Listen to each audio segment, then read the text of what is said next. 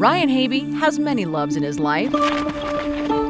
Like going out and running on the trails and stuff. Among them is cross-country running. Well, I just wanted to be in the cross-country team. Just kind of fell in love with it. Yep. And Chelsea Offler. We actually met in high school. He just took to the sport. Not everybody can be so good at what they love I went to Western State as well. and share it with who they love. Run on the team with him there too. To call his accomplishments impressive would be an understatement.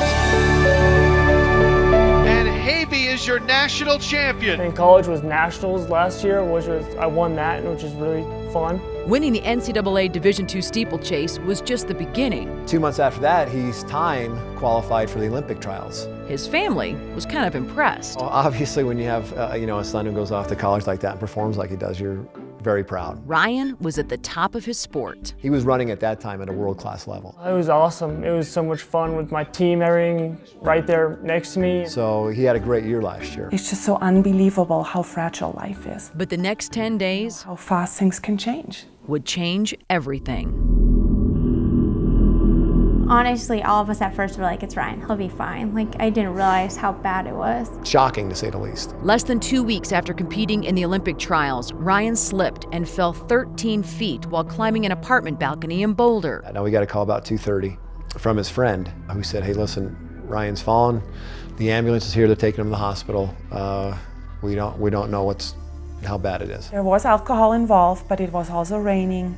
So I feel it was one of those things. It was an accident. While the nurses said his blood alcohol level was not excessive, Ryan admits I don't plan on drinking again for a while. Puts you in bad situations anyways. his injuries were substantial. He had massive, massive head trauma. They had to take out my skull. It basically let the brain swell. As for Chelsea, It was horrible. Like, you were like, that can't be Ryan. His body looked like Ryan, but you were just saying, that's not my Ryan. the prognosis was grim. The first thing she said to us was, well, we don't think he's going to make it through the night. If he were to make it through the night and through these first couple critical days, there's probably a pretty good chance he won't wake up and he'll be in a vegetative state the rest of his life. In your worst nightmare, you don't think that's what you're gonna go through. You're thinking of him 2 or 3 weeks ago at the Olympic trials. And here's this elite athlete, and now you're watching him and he's got 23, 24 tubes, drains, monitors all over his body. My whole prayer was, whatever is best for Ryan, please let that happen. 10 days later,